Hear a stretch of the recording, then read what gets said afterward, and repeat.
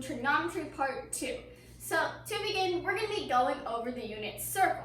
Now the unit circle is a very important tool in trigonometry, and it's important that you memorize a majority of it.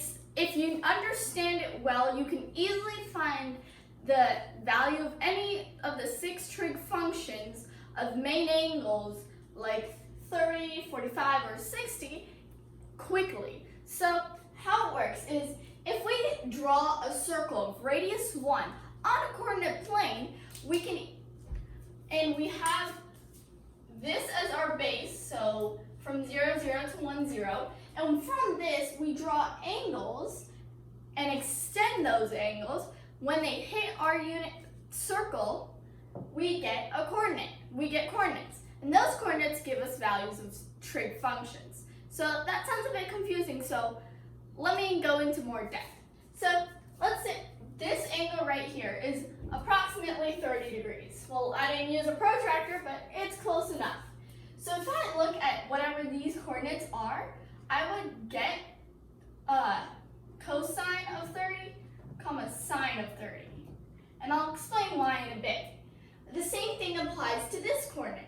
If I find these coordinates, I get cosine of 45, sine of 45. And same with 60. We can do that to all the major angles around the circle. So there are 3 things to remember when you get to the unit circle. First, our x-coordinate is always going to be cosine of whatever angle it has. Our y-coordinate is going to be the sine of whatever angle, and our slope gives us our tangent. And I'll explain why right now. So this is an enlarged version of this first quadrant, because that's all I need to show right now. So let's say I have this angle, which is 30, and I extend it. When it hits here, I get coordinates, x, comma, y. X is this length right here, and y is this length right here. And you notice that it makes a right triangle. So if I solve for sine of theta, I get y over 1. And the reason why this is 1 is because the radius of the unit circle is always 1. And that, from the origin to any point on the unit circle, will also be 1. So if I do sine theta, I'm going to get y over 1, which is y. If I do cosine theta, I'm going to get x over 1, which is x. If I do tangent theta, I'm going to get x over y over x. And you know this because of the SOHCAHTOA, which is sine is opposite over hypotenuse, cosine is adjacent over hypotenuse, and tangent is opposite over adjacent. So I have this. And if you notice, y over x is also equal to rise over run, which is another way of showing our slope. And that is why we have this. So the next important part of the unit circle you want to remember are the 3 basic degree values, 30, 45, and 60. If you forget that, you're going to be in trouble. So it's important that you always remember their values. So 30 and 60, those 2 numbers are always going to have some form of 1/2 and the square root of 3 over 2.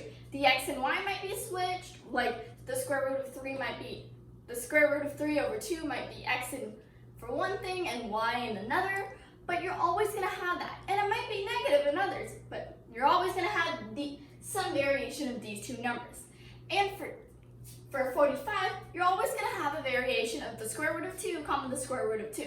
So whether the x is positive and y is negative, or x is negative and y is negative, it's always going to have these 2 numbers, which are the same.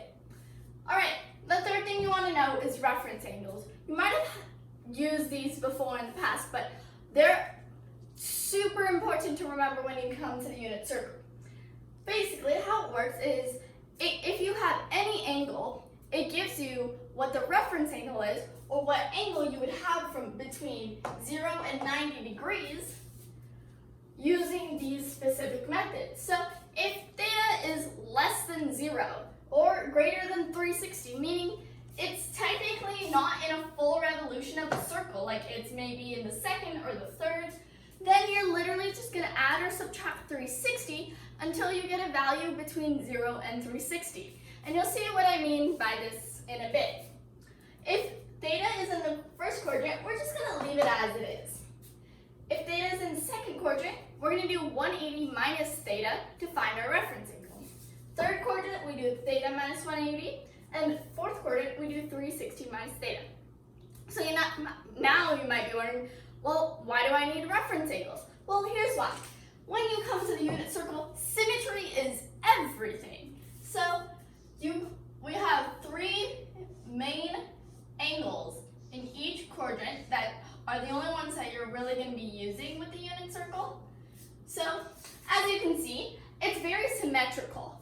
So if you look at this line right here, 60, and this line, you would have, this one would be 120, I believe. Yeah. If you have 120 and 60, then you see that their x value is going to be the same and their y value is going to be the same. Well, x is going to be negative for 120, but their y value is going to be the same. So if this is x comma y, 120 would be just negative x comma y. So the same thing applies for all of these as well. If 45 is x comma y, this one right here, which I believe is 135, will also be negative x comma y.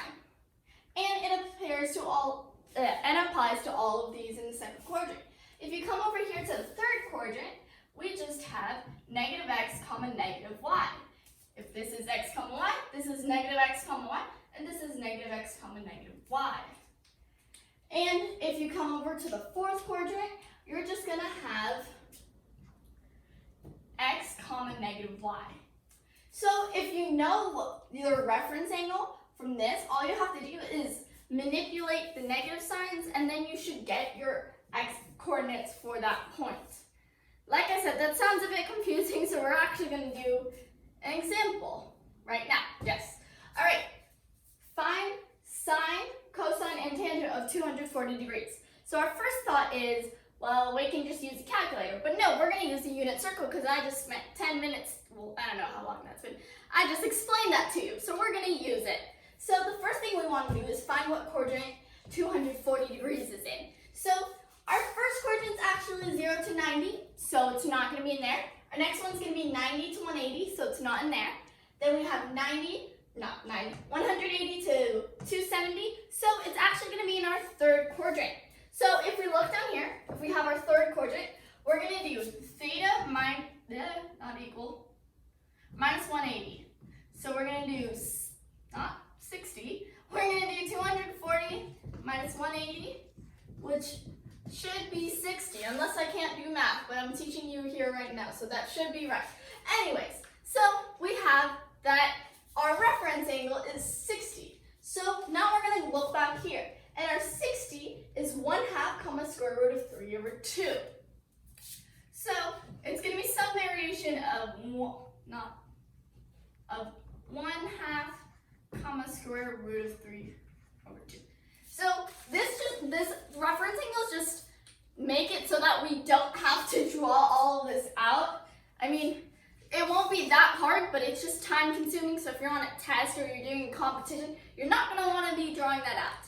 But it's good practice to actually print out blank ones and fill it out. I know I had to do it like 10 million times for my trig class. Anyways, we have 1/2 comma square root of 3 over 2. So if we come back here, our first quadrant is x comma y, and our third quadrant is going to be negative x comma negative y. So we're going to have negative 1/2 comma negative square root of 3 over 2. You might think we're done, but no, we're not done, because we're asked to find sine, cosine, and tangent, not the coordinates. So our sine is just going to be our y value, so sine of 240 will be negative square root of 3 over 2. Our cosine will be our x coordinate, which is negative 1/2. And our tangent will be sine over cosine, or y over x, which is actually going to be positive square root of 3. So you might be wondering, how am I going to easily remember this so I can easily use it for here? Well, like I said, you're always going to want to remember 1/2 and square root of 3 over 2 for 30 and 60. And how I choose to remember which one is first for, which one is x for 30, is I try to visualize it in my mind. When I visualize it, 30 is longer out into the x, and we'll have a smaller y. So it's going to be longer out for x and smaller y. So square root of 3 is greater than 1/2. So that's going to be our x value. When I think of 60, I think of something that's pointing like this. So it's going to have a bigger y and a smaller x. So 1/2 would be our x this time. And for 45, all you have to remember is square root of 2 over 2. So there we have it. Now let's do one more example. This one is how we're going to use this rule. So we're asked to find the sine, cosine, and tangent of 585 degrees. So that's not between 0 and 360, so our first step is going to figure out what number it will give us. So we're going to do 585 minus 360, which is 225. So that's our degree measure within our circle. So now what we're going to do is we're going to find our reference angle. So 225 is going to be from 180 to 270, so our third quadrant once again. So we're going to do 225 minus 180, which is going to be 45. So we know it's going to be a variant of square root of 2 over 2, square root of 2 over 2. And since it's third quadrant, these are going to be negative. So then our sine of 585 is equal to negative square root of 2. Negative square root of 2 over 2. Our cosine of 585 is negative square root of 2 over 2. And our tangent of 585 is going to equal 1. So one last thing, you might be wondering, how do I know that the sine of 585 is the same as the sine of 225? Well, think about it this way. 360 degrees makes a whole circle. So if you go here, you're going to make 360 degrees. So this would be 225 right here, this angle. So if I go 360 degrees for the first part of 585, and then another 225, I'm going to end up at the same place. And if I end up at the same place, that means I'm going to end up with the same coordinates, so it works out. Alright, so now on to more trig stuff. So in trig, we have stuff called identities. And these identities show us relationships between different trig functions, and they make it easier for us to find different values that you can't find on the unit circle normally. For example, you can't find 35 on the unit circle normally, but if you are smart enough, you can use an identity and manipulate the angle in a way so that you can figure it out. So the identities we first have are sum and difference identities. Sine of alpha plus or minus beta is sine alpha cosine beta plus or minus cosine alpha sine beta.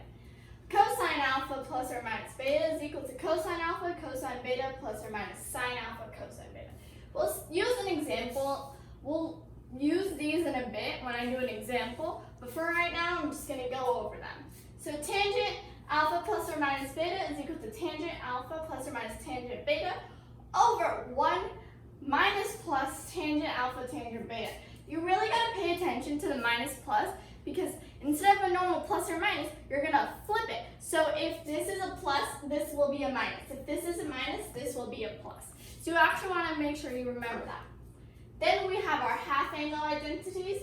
Sine of half of A is equal to plus or minus the square root of 1 minus cosine A over 2.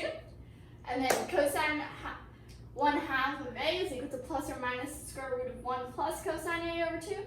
Tangent 1/2 A is equal to plus or minus the square root of 1 minus cosine A over 1 plus cosine A. And then you have our double angles, which sine of 2A is 2 sine A cosine A. Cosine 2A is equal to cosine squared A minus sine squared A, which is also equal to 1 minus 2 sine squared A, which is also equal to 2 cosine squared A minus 1. And then tangent of 2A is equal to 2 tangent A over 1 minus tangent squared A. So out of all of these, you're going to want to remember sine alpha plus beta, cosine alpha plus beta. I'm going to add a star so you know. this one's one of the important, these two are important. And then these two are important. So you're going to remember all of these four and these two. The tangent ones and the half angles aren't as important, but it's still good to know that they exist and that you can use them. But you definitely should memorize these four. So then we also have laws. Our two laws in trig are the law of sines and the law of cosines. So normally when you're using trig, you think of right triangles. And when you have a right triangle, it's pretty easy to solve for the triangle. Solving for a triangle means you find all sides and all angles. Well, you already have one angle of a right triangle, and it's pretty easy to find the rest if you have enough information. But trigonometry doesn't just mean right triangles. It means math of triangles in general.